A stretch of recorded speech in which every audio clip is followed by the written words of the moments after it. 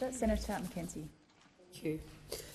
We're at the halfway point of the decade-long Closing the Gap agreement, and as Leader of the Nationals in the Senate, I stand to express my party's concern about what has sadly become an annual ritual consisting of solemn expressions of dismay and concern about the gap and cherry-picking and self-congratulations on minor wins, yet little progress. This year, the Prime Minister described the Closing the Gap as a national test, a generational task and a moral imperative. He talked about listening to communities, investing in co-design and entrusting in the coalition of peaks. Noble rhetoric from our Prime Minister, a bunch of nice words. Yet the latest report released by the Productivity Commission makes for another sobering but predictable read. Only 4 of the 19 targets are on track to be met by the time the agreement ends in 2031. Indeed, based on the date, this Productivity Commission suggests that we are marking time, even sliding backwards, even since last year when 5 of the 19 primary targets were on track. Closing the gap has been a bipartisan policy for almost 2 decades. And yes, both sides of politics have failed to deliver on it whilst in government. Bringing in the Productivity Commission by former Coalition Minister Ken Wyatt was a welcome move because at least it brought some rigour and accountability to what in essence is an aspirational policy. But this year, incarceration rates are up, suicide rates are getting worse, and even the expectation for healthy baby birth weights has slipped, according to the ABC's Indigenous Affairs team. But yes, let's celebrate because we're making progress on Indigenous land and sea rights and we're getting some more rangers. But I would suggest incarceration rates, suicide rates and birth weights are of much more significant impact to the lived experience of Indigenous Australians.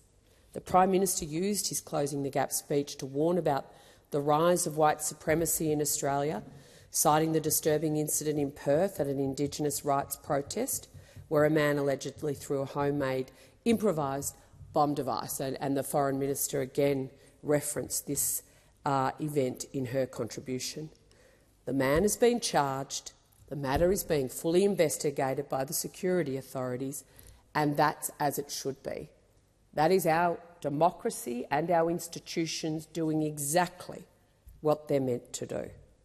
But with respect, Prime Minister, the alleged action of a lone lunatic racist at a protest about Australia Day is a long way from the violence and abuse of women and children, widespread substance abuse and premature deaths that are happening in so many Indigenous communities right now. Indigenous affairs in Australia has long been a battle between 2 different ideologies. One that says Indigenous citizens are lifted up through a recognition of their rights, and one that views Indigenous disadvantage as one that can be fixed with practical approaches of houses, jobs, education, home ownership and economic opportunities.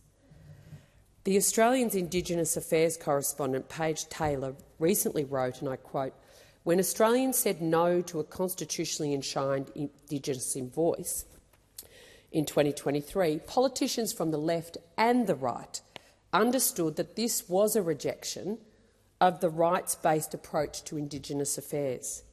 And according to Ms Taylor, Labor recommitted to practical reconciliation, in which ministers spoke about the importance of closing the gap and avoided conversations about treaty, truth-telling and anything else that could be interpreted as special rights. And I absolutely agree with that. But the reality is not enough is being done. Practically nothing is being done. Aboriginal women are experiencing extreme violence in their communities, and that requires intervention. Labor will spend $218 million on a national Aboriginal and Torres Strait Islander plan to end domestic and sexual violence. Now, that sounds like a lot of money, but it's a 20-year plan, and let me put that in context. That is a third of what's going to be spent on a study into high-speed rail between Sydney and Newcastle in the next 2 years. They're going to spend a third of what they're spending on the high-speed rail plan to end domestic and sexual violence against Aboriginal women in the next 20 years. It's often forgotten that my party, the National Party, represents all of the electorates with high proportions of Indigenous Australians.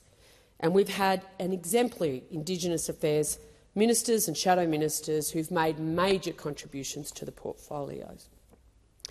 But we know an audit of the spending has to be done as a matter of urgency. We have spent $50 to $60 billion on Aboriginal and Torres Strait Islander affairs, and our suicide rates are going up, birth rates are going down, incarceration rates are going up. We are not closing the gap, despite all of that money and all of the goodwill and kind words.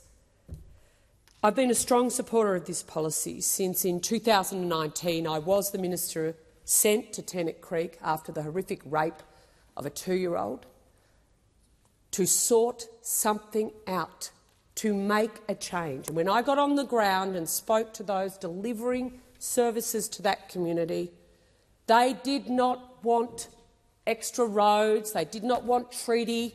What they wanted was service provision in the gaps. We had territory government services, Commonwealth government services, non-government services, all going into the same places, and significant gaps that these babies were falling through. And the one recommendation of the Barkly Regional deal that never got done was the one that was the cheapest, which was to audit the service provision and fill the gaps. It's an indictment. And I'm no doubt the current Minister, Malarndirri McCarthy, who we've heard from today, is strongly motivated by similar sentiments to improve the lives of Indigenous people. However, this portfolio, probably more than any other, requires more than a listening ear. It actually requires a minister that's prepared to intervene when required, when things aren't working, when money is being wasted, and where vested interests have a strong hold and where nepotism is rife. While closing the gap has been bipartisan policy for a long time, maybe it's time we all admitted failure and make some fundamental changes to this policy. Let's be practical, let's be strong, but let's not pretend things are improving when they're not. Because most of all, let's be honest, we're widening the gap, we're not closing it.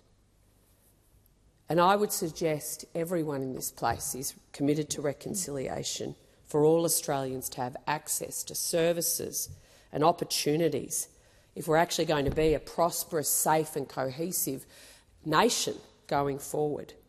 But the definition of insanity, according to a guy a lot more clever than I, Albert Einstein, is to keep doing the same thing and expecting a different result.